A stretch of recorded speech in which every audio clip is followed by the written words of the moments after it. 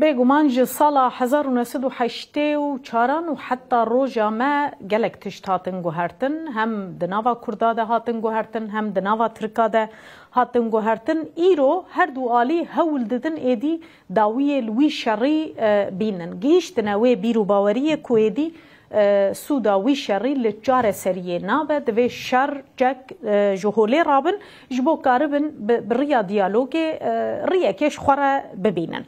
Em ê binêrin ka li Tirkiyeyê kîjan alî ji bo vê yekê amade ne, kîjan alî li dijin, ew ê li dijin, çima li dijin. Şêwirmendê Serokê Şaredariya Bajarê Stenbolê Ekrem İmamoğlu bi rêz Mesûd yên li gel min e, bi xwe hem nivîskar e hem jî mamosteyê jî. Em ê binêrin nerîna wî di vê derbarê de wê çi be. Bi rêz yên tu bi xêr hatî. Bi awayekî giştî hûn vê carê vê proseyê çawa dinirxînin. Gelek kes dibêjin em ji cara berê bêtir nêzîkî çareseriyê ne. Tişta ku dihêle mirov wisa bifikire çi ye bidîtina we, çima em zêdetir nêzîkî çareseriyê ne? Esas olarak katılıyorum bu fikre. Ez jî beşdarî vê nêrînê dibim. Ez jî wiha difikirim ku em li qeraxê çareseriyekê lê belediye min pênasiya wê ya baş bike, ne çareserkirina pirsgirêka Kurd. Ez dikarim bibêjim ku em li qeraxê çekdanînê ne, yani ew çareserkirina çekdanînê ne. Di tişt vêyekê de hene. Yek ew e ku Tirkiye 100 salên pirsgirêka Kurdan dinirxîne û 40 salên jî gel şerê PKK'ye çekdarî heye û gihîşte wê qenaetê dewlet jî û aliyên siyasî jî ku divê ew pirsgirêk bê çareserkirin.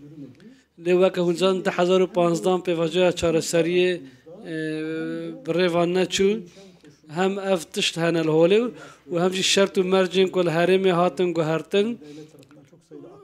Gelek aktör hene ku dewletê wê yekê qane dikin û PKK jî ku divê ev pirsgirêk bê çareserkirin.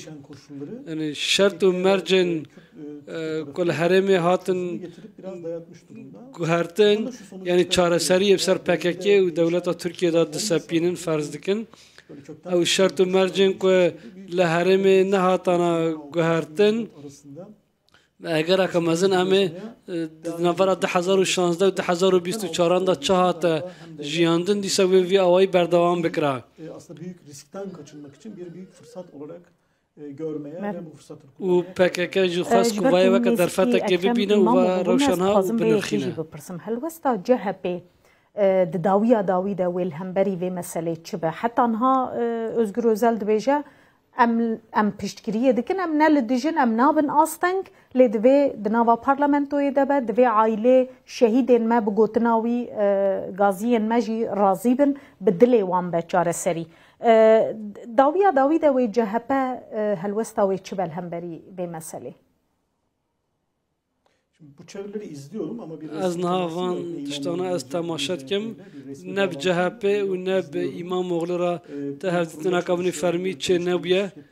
Ez di saziyekê de dixebitim di kompanyaka Lêkolîna da û ez wê çarçoveyê de CHP û İmamoğlu dişopînim. CHP ku salên 2013 û 15 cudatir niha heye. Pêvajoya çareseriyê yekem da weke ku tê bîra li parlamentoyê komîsyon hatibû avekirin, lê ti endamekî CHP de komîsyonê de cih negirtibû. Tevî ku dixwastibûn were parlamentoyê wê demê CHP ti sûdek negihandibû komîsyonê. CHP vê carê wisa nîşan dide ku dê li beramber pêvajoyê nesekine. Tevî ku helwesteka pozîtîv erênî nîşan daye jî ez wisa dibînim ku ne amedehiyeka İmamoğlu û ne jiya CHP divê warî da nîne ji bo çareserkirina pirsgirêka Kurd. Yek ji me tirsî û tirsa wan jî ev e, eger bi awayekî erênî ev bimeşe dê di berjewendiya desthilatê da be ev pêvajo û Erdogan dikare careka din ji nû ve bê hilbijartin. Eger na eger gotina de bila şehit razı Yani bibin xema CHP ev tenê tiştekî hilbijartin din e e? retorikin.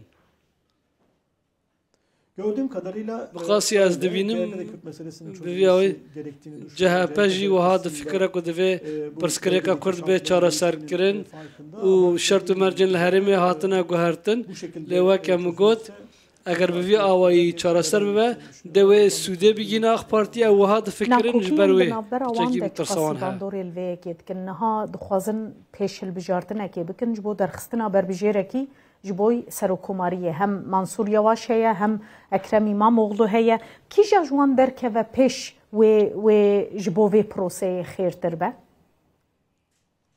Şimdi iki aday arasında Nihat navbera di berbijêran de gere miqayeseyekê bikin bersivek ew e ku İmamoğlu zêdetir liberal û azadîxwaz e û nêzîkê çevkirê. Mansur Yavaşî MHP'yekî berê ye û kesekî netewperest e û dema em bertekin ku li dijî pêvajoya aştiyê jî dinêrin Mansur Yavaş zêdetir bertekin nîşandan lê İmamoğlu ev bertek nîşan nedan. Ev pirs di mejiyê min de zelal e yani eger İmamoğlu hebe de baştir bibe di bo çareserkirina pirsgirêka Kurd e û Mansur Yavaşî nêzîke xeta kevneşopiya dewletê ya ku heye. Eger em mijara çekdanînê deynê aliyekî di mesela Kurdan da rêvebiriyên Herêmî û mesela perwerdehiya bi zimanê dayîkê CHP ne amade Türkiye jî nedaneketiye meydanê hunduê baweriyê de ne di merheleya piştî vê de di qonaxa piştî vê de Erdoganê dî bawayekî çalak da keve meydanê û raya giştî amade bike ji bo vê proseyê?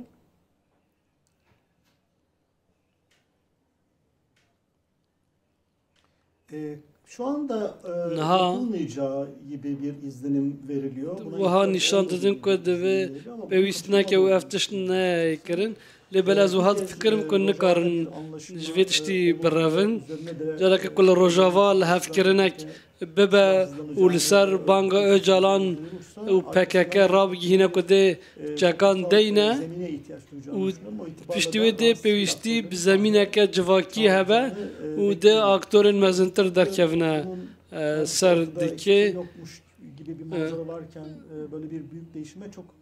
Civak divê ji vê yekî re anha ne amade ji ber guherînên mezin ji ber wê divê civak bê amadekirin ji bo ku ev tişt bi rêve biçin û civak bibîne divê biçe parlamentoyê û li parlamentoyê bê niqaşkirin û aktorên sivîl jî ez û sevîtî û derkevin holê.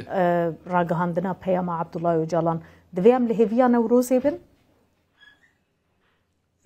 Sanıyorum ki Nevroz'da kalmayacak. Ez wiha difikirim ku dê nemîne heta Newrozê ev serdanên şandê de yê dawî bûn piştî ku Başûrê Kurdistanê vegerin dê hevdîtineke din jî pêk bînin û piştî wê jî dê Öcalan bi egereka mezin di serê adarê de daxuyaniyekê belav bike ji ber ku meعنayeka wê ya sembolîk heye ya Newrozê û ez wisa ji dibînim ku wexta dewletê jî ew qas nîne yanî heta ku naxwaz ji berî ku tevliheviyek çê bibe li Îranê ya li cihekî din dixwaze ku ev daxuyanî bê ragihandin. İranê çê bibe?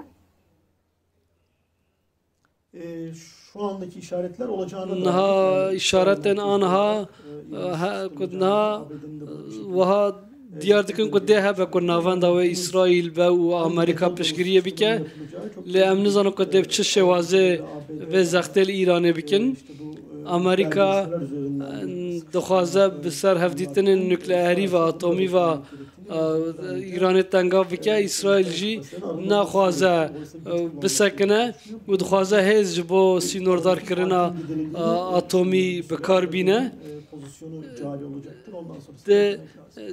Gelekî spas birêz Mesûdiyen şîrovekarê siyasî û şêwirmendê Serokê Şaredariya Bajarê Stenbolê Ekrem İmamoğlu tu mêvanê me bû zor spas. Spasiya Xeyratî.